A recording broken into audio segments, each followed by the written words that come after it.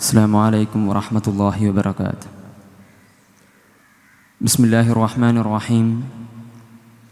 വസ്സലാത്തു വസ്സലാമു അലാ റസൂലിഹിൽ കരീം വഅലാ ആലിഹി വസ്വഹ്ബിഹിൽ ഫായിസീന ബിറിദല്ലാഹി അമ്മാ ബഅദ്. Soon the society will be forced to accept the liberal sexual policies, and of course it will be started from our schools. Michael Bachman പറഞ്ഞു വെച്ച വാക്കുകളാണ്. സമൂഹം തീർച്ചയായും ഈ ലിബറൽ ലൈംഗിക നയങ്ങളെ സ്വീകരിക്കുന്നതിന് നിർബന്ധിക്കപ്പെടും. തീർച്ചയായിട്ടും അത് തുടങ്ങാൻ പോകുന്നത് നമ്മുടെ വിദ്യാലയങ്ങളിൽ നിന്ന് തന്നെയാണ്. ഈ പ്രവചനം പുലരുന്നതാണ് നമ്മൾ കണ്ടത്. പിന്നീട് യുണൈറ്റഡ് സ്റ്റേറ്റ്സിലും പാശ്ചാത്യ രാജ്യങ്ങളിൽ ഒട്ടുമിക്കേനെ ഇങ്ങനെ ഈ ഒരു സംസ്കാരം അത് പടരുകയും ലിബറൽ ലൈംഗിക നയങ്ങളുടെ ഭാഗമായി എല്ലാവരും ഒരുപോലെ റൈസ്, ജെൻഡർ ഇതൊന്നും ഇല്ല എന്ന് വാദിച്ചുകൊണ്ട് അവർ നടപ്പാക്കിയ ആദ്യത്തെ പദ്ധതി എല്ലാ സ്കൂളുകളിലും എല്ലാ വിദ്യാലയങ്ങളിലും കോളേജുകളിലും ജെൻഡർ ന്യൂട്രൽ ടോയ്ലറ്റുകൾ സംവിധാനിക്കുക എന്നതായിരുന്നു. ജെൻഡർ ന്യൂട്രൽ ടോയ്ലറ്റുകൾ ഇവ എന്താണ് ആ നാടിന് സമ്മാനിച്ചത് എന്ന് നമ്മളിപ്പോൾ കണ്ടുകൊണ്ടിരിക്കുകയാണ്. അവിടുത്തെ കുടുംബഘടന, ഒരു സമൂഹത്തിൻ്റെ സാമൂഹിക ഘടന പൂർണ്ണമായും അവിടെ തച്ചുടക്കപ്പെട്ടത് നമ്മൾ കണ്ടതാണ്.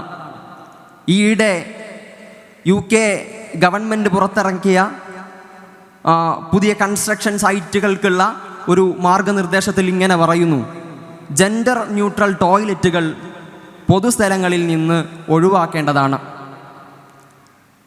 പകരം അതിന് വ്യത്യസ്തങ്ങളായ 2 ടോയ്ലറ്റുകൾ മെയിൽ ഫീമെയിൽ ഇങ്ങനെ സംവിധാനിക്കണമെന്ന് UK ഗവൺമെൻറ് നിർദ്ദേശിക്കുകയാണ്.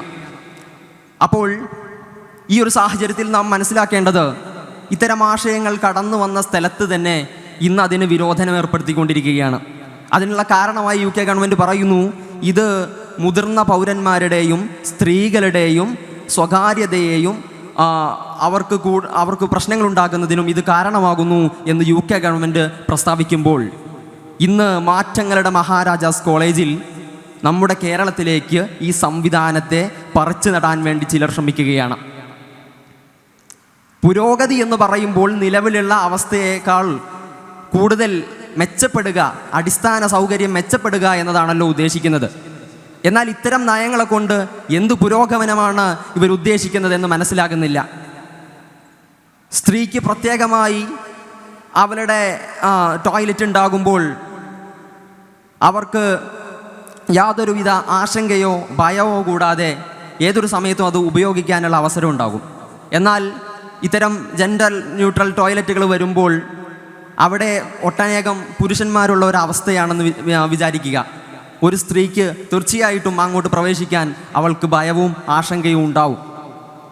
എന്തുകൊണ്ട് ഈ ഒരു പ്രശ്നത്തെ അഡ്രസ്സ് ചെയ്യാൻ ഈ പുരോഗമനവാദികൾക്ക്, ഫെമിനിസ്റ്റുകൾക്ക് തന്നെ ആകുന്നില്ല എന്നത് വലിയ ചോദ്യമാണ്.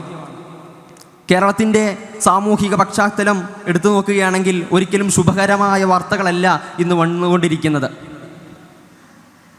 18 വയസ്സിന് താഴെയുള്ള കുട്ടികൾ പോലും ഗർഭം ചുമക്കുന്ന കാലമാണ്.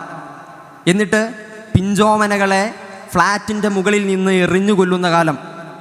ഇത്തരം സമൂഹത്തിൽ നടക്കുന്ന പ്രശ്നങ്ങൾക്ക് കുടപിടിക്കുന്നത് പോലെയാണ് ഈ നയങ്ങളെ സർക്കാർ കൂടി ഏറ്റുപിടിക്കുമ്പോൾ ഉണ്ടാകുന്നത് എന്ന് മാത്രമല്ല, ഒറ്റ കാര്യം സൂചിപ്പിക്കട്ടെ, ഈ നയങ്ങളെ കൊണ്ട് സമൂഹത്തിൽ വരാൻ പോകുന്ന എല്ലാവിധ പ്രശ്നങ്ങൾക്കും സർക്കാർ കൂടി ഉത്തരവാദിത്തം ഏൽക്കേണ്ടതുണ്ട് എന്ന് ഓർമ്മപ്പെടുത്തി നിർത്തുന്നു. വാഹിർ ദഅ്വാന അൽഹംദുലില്ലാഹ്. അസ്സലാമു അലൈക്കും വറഹ്മത്തുള്ളാഹി.